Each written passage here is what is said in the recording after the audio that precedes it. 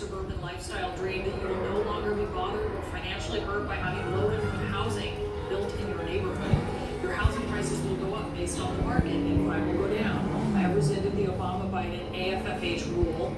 Enjoy. Are you kidding me with this? Even worse, Trump added another tweet saying, and I am talking about the black people.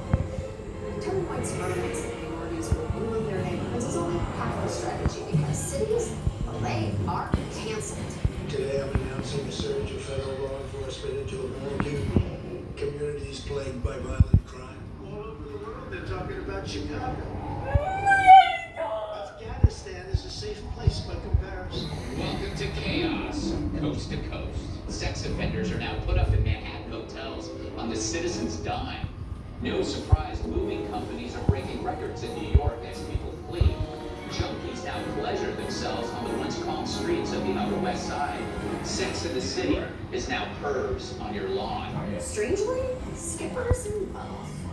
Of course, we already know to expect that Republicans will do whatever it takes to prevent Black and Hispanic people from voting. But it's truly terrifying to see how the pandemic is allowing them to suppress Democratic turnout at warp speed. Return from recess, House Speaker Nancy Pelosi calling lawmakers back to Washington to address U.S. Postal Service cuts ahead of the November election, including removing mailboxes and sorting machines around the country. The only way that could be more terrifying is if every one of those mailboxes contained a body. And even then, only because those bodies are still alive. Haunted mailboxes are not the only thing the post office has removed. The USPS has eliminated overtime pay for workers, banned extra trips to deliver as much mail as possible, and removed almost 700 machines used to quickly sort mail.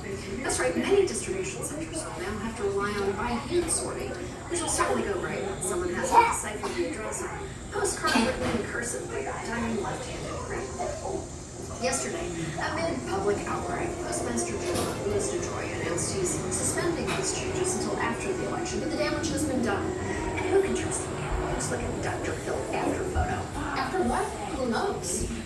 While Democrats in Congress are trying to help fund the USPS, Republicans, not so much. So they want $25 billion for the post office, they want $3.5 billion for universal mail, $3.5 billion.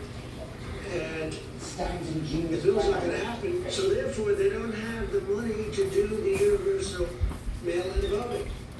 So therefore they can't do it, I guess, right? They don't have it. They don't have the money to do the universal mail-in votes. It's very simple. How are they going to do it if they don't have the money to